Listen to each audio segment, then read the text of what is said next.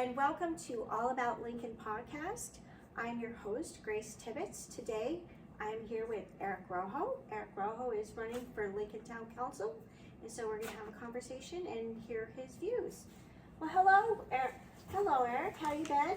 I am fine. How are you, Grace? It's been a while since we've seen each other. I know. Last time we saw each other, we were running against each other for the Senate. Well, we were promoting our seat on the Senate. Right. Yeah, because we were never against each other. Definitely. So now you're running for town council. What makes it a thing for you at this moment for you to want to run at this time? Because I find that Lincoln has no leadership. There is no real government. Mm-hmm. As a matter of fact, I had a conversation a few days ago with a former council member who told me I quit because the council is supposed to run the town manager. In Lincoln, the town manager runs the council. And that's one of my frustrations. You go to the town meetings, they don't get the information in time, even though the one sane person there, which is Sheldon Hannington, asks, nobody supports him to get the information in sufficient time to make an informed decision. So you watch the town manager just sit there and presides over a rubber stamp organization. You go to parades, you go to different places, no one is there. Kathy Moisen and Sheldon, again, are the only people who have almost in these years show their face at public meetings. And being the council is the face and the heart of the town, of the government. So you feel that part of being on the town council, it has a responsibility to do more civic events than just being on the town council? Well, it's got to show leadership. Yeah. You know, you're supposed to be there because you're taking care of the citizens. The citizens vote for you. Yeah. So you can look after them. But right now they're only looking after a continually growing budget. Yeah. And as I stated before, when I was invited to be part of the budget committee by Sheldon, that there are many ways to do savings. Nobody cares. I have done procurements, it's called procurement counseling, for several national governments, for Washington, D.C., in the Pentagon. I found $1 billion mistake for the Navy. Awesome. So even when you deal with monsters like that, complete nations, there's savings to be had. But you gotta look for it. You gotta create a system of accountability, separate needs from wants. You know, anybody wants everything, okay? Let's see, do you really need it? And this have an orderly, logical process called best value when it is approved to be bought. But the council has to participate in that. The town manager may recommend after going through the process, but then the council needs several days to be able to do this. Showing up once a month or twice a month is not governing. Right, definitely. So you have quite the career before running for town council. Can you kind of tell me a little bit about where you've been and what type of things you have done? Well, I spent 31 years in the Army. Yeah. Combined between active duty. I learned to fly helicopters, and I flew helicopters in Vietnam. So I'm a Vietnam veteran. Came back to Maine, joined the National Guard, flew helicopters, got to race for the first time, probably in the 20th century, an infantry company in the style of the Civil War, because with some shifts the Army made, there was a infantry company that had to be raised in Rockland, Maine. Yeah. So I interviewed, Commander General selected me, so we had fun going from zero. We started meeting in a shoe store, and we got veterans from Korea, World War II, Vietnam, Army, Navy, Coast Guard, Marines. It was a nice mix, but eventually we had an infantry company. Awesome. Then I went to Washington. I was appointed in the Reagan administration to the Department of Energy, where we did security of the nuclear weapons industrial complex, the Strategic Petroleum Reserve, the energy infrastructure, and I was assigned after at Fort Meade, where I conducted the first counter-terrorist exercise in the United States, and this was early in the 1980s. Yeah. So it sounds like you have a lot of experience in a lot of government type of organizations and in the military, which the military has very, very strict policies and very strong leadership. So is it that you feel that you can bring a lot of those qualifications into your role as in the town council? Yeah, that's what I am offering, of course, my experience in leadership, but also my experience in management. Mm-hmm. After I retired, I landed in a company that we looked at the purchase of helicopters in Colombia. I spent 1.5 years in Africa, in Kenya and Uganda, overseeing the national budgets of both countries, with my only obligation was to find excessive expenditures and found savings. And we did it every time, and I can tell lots of stories about that. Same thing in Panama. In a matter of a few hours, we found a way in which they were buying medications very, very expensively because somebody was not paying attention to the proper regulations. Same thing in Washington, D.C. Once I came back, we were hired by the D.C. General Hospital, and just in phone bills, I managed a savings of $1 million.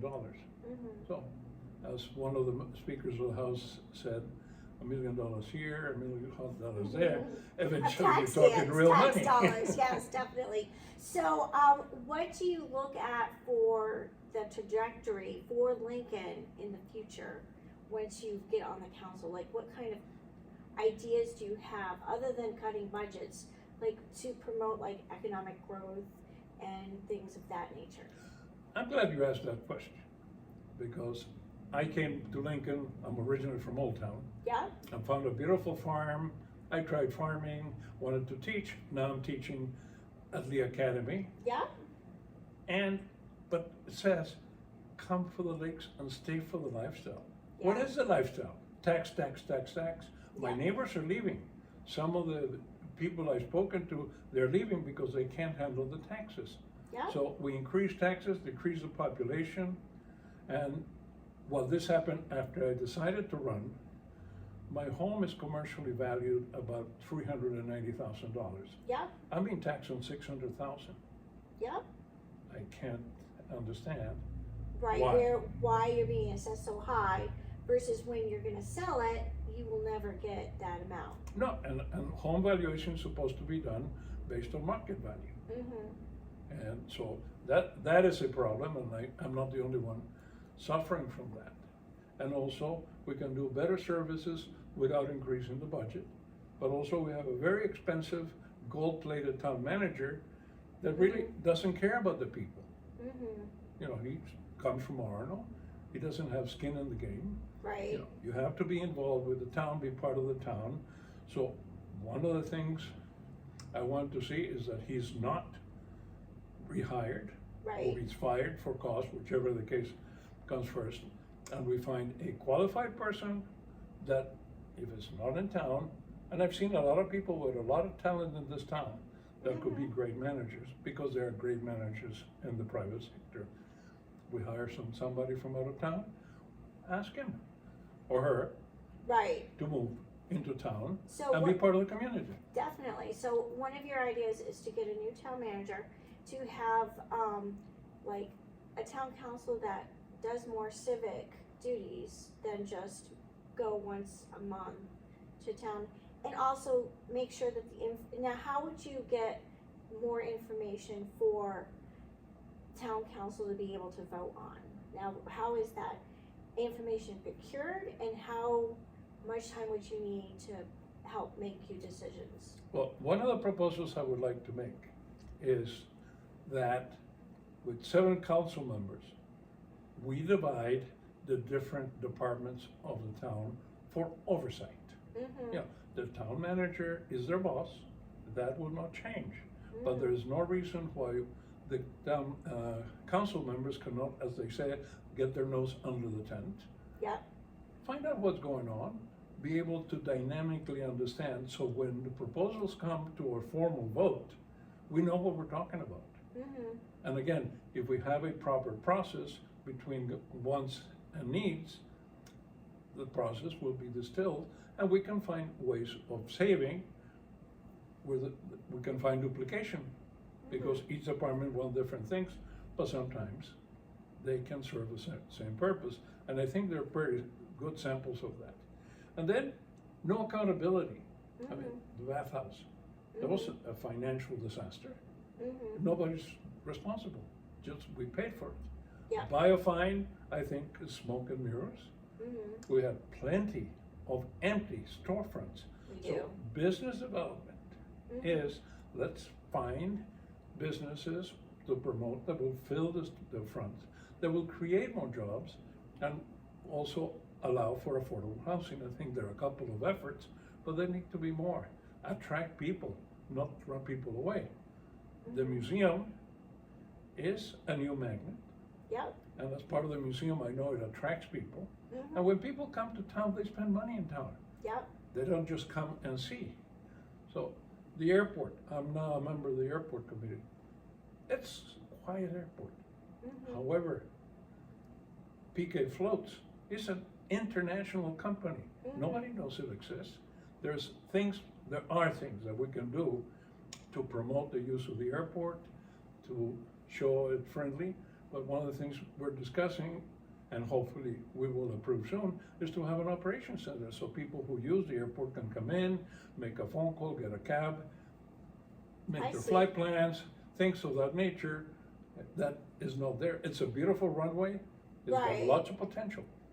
But there needs to be more from point A to point B for services, because obviously if you go into that airport, it is far from town.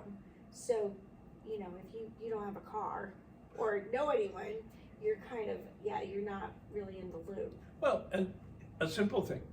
Yeah. The entrance to the airport should be paved. Look at the Old Town Airport.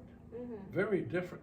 Two small town. Well, Old Town is a little bit larger than Lincoln, but the airports are more or less the same. Yeah. And they do a lot better than we do. So I've heard the argument about the taxes, and that if you decrease the taxes, then you decrease services, like the fire department, like the police department, and other things. What do you say to that argument? Number one, there is no reason why a fire truck has to go out every time an ambulance goes out. That's a bad habit that comes from Washington, D.C., because they always say, well, maybe there's a fire. No, this is too small a community to waste so much money sending fire trucks. And if the ambulance is in the other part of town and there's a fire, then the fire truck has to come back and go to the fire. So there has to be a more logical way to address. But that would be a small savings, but it is an important savings. And also the agreements we have with the different towns. It doesn't have to be an expensive albatross. It can be something that actually promotes community with all of the relations, share of proper cost. And one thing I've been discussing, do we get any money from the insurance company when there's accidents? Right. I don't think we go after the insurance, not go after. Right, we but don't get a build the insurance portion- companies. Yeah, to build the insurance companies for like the ambulance and the time that it takes to use Lifelight or whatever. Exactly, so that is very important. Also, I was talking to somebody from the police department, and he said, well, we have a lot of competitiveness between Bangor, Arnold. We send somebody to school, they leave. Yeah. Well, there is the Army way. Yeah. You want to go to school, you want to be a better professional, okay? You owe me 2 years or 3 years of service before you can go shop yourself somewhere else. Right. So otherwise, we're just killing ourselves by paying for training, to go to training for people to leave. Yeah. Yeah. So again, it's not rocket science. Right. Definitely. So why would someone want to vote for you versus someone else? What do you think your best quality is to do this? I'm an experienced manager. I know how to handle finances. When I was in Africa, I had to rent an office that was just the floor of a building. I was given a budget just to remodel.